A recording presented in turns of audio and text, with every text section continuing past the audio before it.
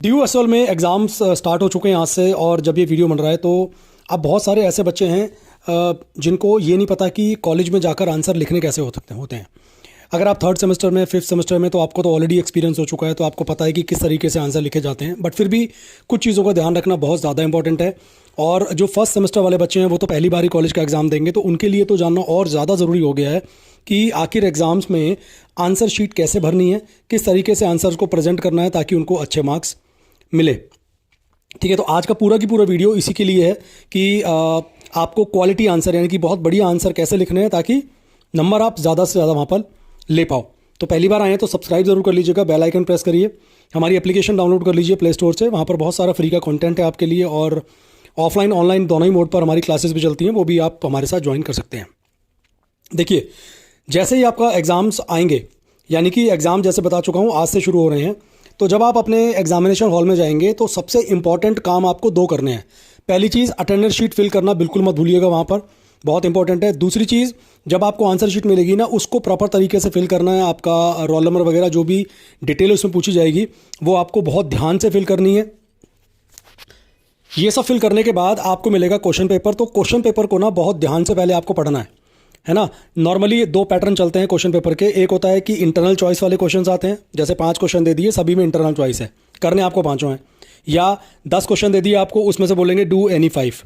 तो किसी भी तरह का क्राइटेरिया आपको अपने पेपर में देखने को मिल सकता है। ऑल्दो हम लोग भी कुछ पेपर्स आपके साथ डिस्कस कर रहे हैं, उनका एग्जाम पैटर्न, इंपॉर्टेंट क्वेश्चंस वगैरह, लास्ट ईयर का पेपर भी कुछ वीडियोस में मैंने आपके साथ डिस्कस किया है। कुछ फर्दर वीडियोस और आएंगे, इसलिए सब्सक्राइब जरूर कर लेना बेल आइकन के साथ। अब देखिए, जब आप स्कूल में अपने आंसर शीट लिखते थे ना, वो थोड़ा सा डिफरेंट ही तरीका होता है स्कूल राइटिंग और कॉलेज राइटिंग में। बिकॉज स्कूल्स में क्या होता है, आपको बहुत बड़े बड़े आंसर लिखने की ज़रूरत नहीं पड़ती है, क्योंकि वहाँ पर 20 नंबर का क्वेश्चन तो आता ही नहीं है, 6 नंबर का या 8 नंबर का आता है मैक्सिमम वहाँ पर क्वेश्चन स्कूल टाइम में। बट कॉलेज में जो आपके मार्क्स होते हैं क्वेश्चन के, वो 10 नंबर का भी हो सकता है, वो 5 का भी हो सकता है, वो 15 का भी हो सकता है, वो 18 का भी हो सकता है। नॉर्मली यही पैटर्न रहता है। या 9 नंबर के भी क्वेश्चन आपके हो सकते हैं, देखने को आपको मिल सकते हैं। तो कुल मिलाकर समझने वाली बात यह है कि जैसे आप स्कूल में अपनी आंसर शीट फिल करते थे, यहाँ पर आंसर शीट फिल करने का तरीका ना बहुत ही अलग है। जैसे अगर मैं फॉर एग्जांपल अगर मैं 9 नंबर वाले क्वेश्चन की बात करूँ, आपको 3 से 4 पेज उसमें कम से कम भरने पड़ेंगे। अगर हम 15 नंबर की क्वेश्चन की बात करें, एक ही क्वेश्चन आपका अगर 15 नंबर का आ गया तो 6 से 7 पेज आपको उसमें भरने पड़ेंगे। बट अक्सर देखा क्या गया है कि ब्रेकअप आता है आपके क्वेश्चन के अंदर। जैसे फॉर एग्जांपल मैंने आपसे पूछा what is motivation and what are the motivational theories, तो व्हाट इज़ मोटिवेशन आपका 5 नंबर का हो जाएगा, और वो जो बाकी की थ्योरीज हैं वो आपकी हो सकता है 10 नंबर की हों। तो 5 नंबर वाले क्वेश्चन में आपको 1.5 से 2 पेज करीब आपको फिल करने पड़ेंगे। उसके अलावा अगर आपका 10 नंबर का क्वेश्चन है तो 3 से 4 पेज आप उसमें फिल करेंगे, तो वो एक ना प्रॉपर आंसर बनता है कॉलेज लेवल का। ठीक है, ये मत सोच के चलिएगा कि जिस तरीके से आपने स्कूल में आंसर्स लिखे हैं, छोटे छोटे आंसर से भी काम चल जाता था स्कूल के अंदर, तो कॉलेज में अब इतने छोटे आंसर से बिल्कुल भी आपका काम नहीं चलने वाला है। और स्कूल में क्या होता था कि हम लोग नॉर्मली 3 घंटे का पेपर होता है ऑफकोर्स स्कूल के अंदर। तो जो बच्चे ना फास्ट जिनकी राइटिंग की स्पीड होती थी, उनको ऐसा कोई इशू नहीं आता था। बट भाई कॉलेज में ना, एक तो आपको बड़े आंसर लिखने हैं, ठीक है, दूसरी चीज़ टाइम तो ऑफकोर्स 3 घंटे से ज़्यादा कोई पेपर होता ही नहीं है। तो अगर आपकी स्पीड में थोड़ी सी लिखने में कमी है ना, तो प्लीज़ उसको आपको इंप्रूव करने की सख्त ज़रूरत है। बिकॉज कॉलेज में आपको सारे क्वेश्चन एटलीस्ट अटैम्प्ट करने पड़ेंगे, तभी आप पासिंग क्राइटेरिया के करीब पहुंच सकते हैं। उस पासिंग क्राइटेरिया होता है 40%, यानी कि अगर आपका 80 नंबर का पेपर है या 90 नंबर का पेपर है तो उसका 40% कर लीजिए। उतने नंबर आपको लेकर आने पड़ेंगे अगर आपको दिल्ली यूनिवर्सिटी के अंदर थ्योरी पेपर के अंदर पास होना है। ठीक है, कई बार बच्चे पूछते हैं जी ब्लैक पेन का इस्तेमाल करना है हमें। देखो भाई, हेडिंग्स वगैरह लिखने के लिए आप ब्लैक पेन का इस्तेमाल कर सकते हैं। और अगर आपको हेडिंग याद नहीं आ रही है और वो टॉपिक आपको पता है, तो हेडिंग बना दीजिए, और नहीं बना पा रहे हैं तो कोई दिक्कत नहीं है, फिर आप उसको पॉइंट्स में लिख दीजिए। बिकॉज मैक्सिमम टीचर्स क्या ये पैटर्न चला रहा है कि अगर आप पॉइंट्स में लिखते हैं तो थोड़ा सा इंप्रेशन ठीक पड़ता है rather than writing in the paragraph. तो ये डिपेंड करता है आपके ऊपर, आपको पैराग्राफ में अच्छा लग रहा है लिखना, उसमें आप अच्छे से लिख पा रहे हो तो पैराग्राफ में लिख देना। अदरवाइज़ पॉइंट में लिखोगे तो और भी अच्छा है, पॉइंट में लिखने से नंबर आपको ज़्यादा मिलने के चांसेस रहते हैं।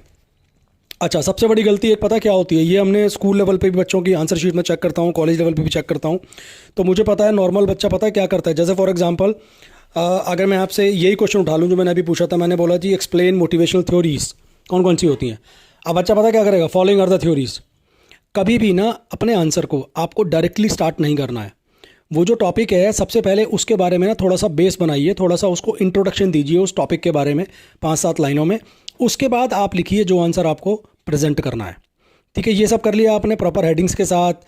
हेडिंग के नीचे भी जो भी एक्सप्लेनेशन है वो आपने दे दी। उसके बाद जब आप अपना आंसर एंड करोगे ना, तो वहाँ पर अपने आंसर को कंक्लूड करिए। कंक्लूड करने का मतलब होता है from the above discussion we have understood that these are the motivational theories which are very important for the meaning, फलाना ढिमकाना। इस टाइप से आपने वो टॉपिक को बता देना, भाई मैंने एंड में मैंने अपने आंसर में ये चीज़ें शॉर्ट में आपने बता दिया, आपने अपने आंसर को कंक्लूड कर दिया, मतलब उसका कंक्लूजन आपने एंड में लिख दिया। तो आंसर शुरू करेंगे, इंट्रोडक्शन देंगे, और जब आंसर एंड करेंगे तो वहाँ पर आपको उसका कंक्लूजन भी देना है। अब कितनी शीट फिल करनी है? देखिए, कितनी शीट फिल करनी है इसका कोई लॉजिक नहीं है।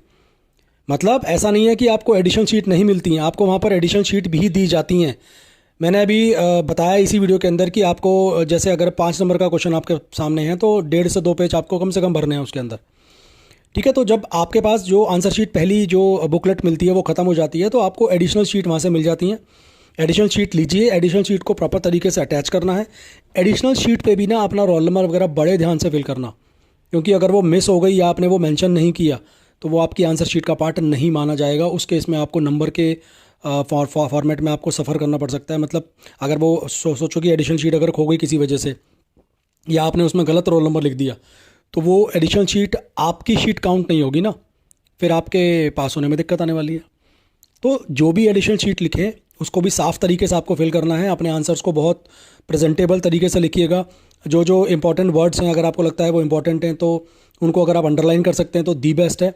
कुछ डायग्राम्स अगर आप अपने आंसर के बीच में डाल सकते हैं, उससे आपका आंसर ना बहुत अच्छा और बन जाता है, क्योंकि प्रेजेंटेशन का बहुत इंपॉर्टेंट रोल है। मैं अगर आंसर शीट चेक कर रहा हूँ और 10 नंबर का क्वेश्चन है और बच्चे ने डायग्राम्स बनाए हैं, बच्चे ने इंपॉर्टेंट वर्ड्स को अंडरलाइन किया है, तो थोड़ी चीज़ें हम इग्नोर कर सकते हैं। मतलब कि उसके बेसिस पर मैं आपको ज़्यादा नंबर दूंगा अगर आपने कम भी लिखा है तो, क्योंकि आपकी प्रेजेंटेशन मेरे सामने बहुत अच्छा इंप्रेशन डाल रही है आपके आंसर शीट को लेकर, है ना।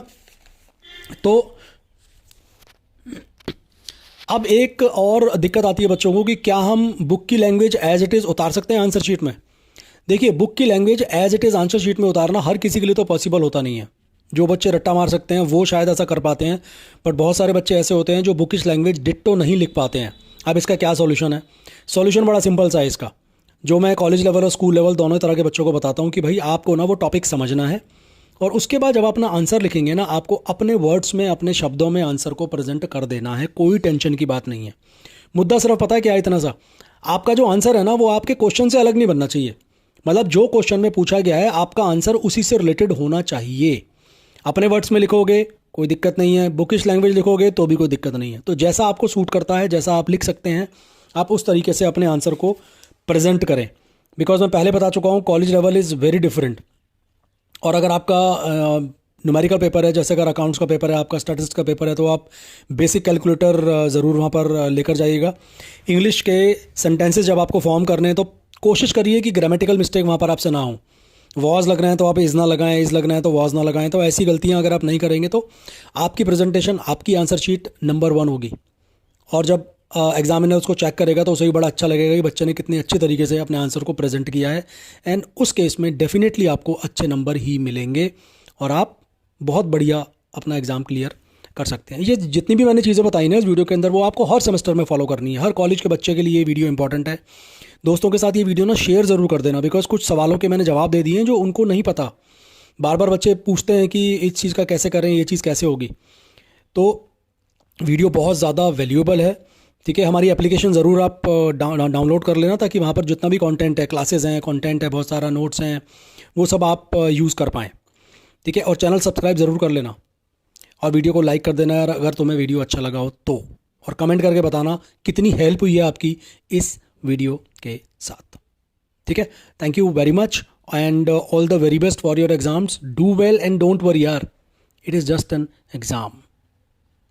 मिलेंगे नेक्स्ट वीडियो में।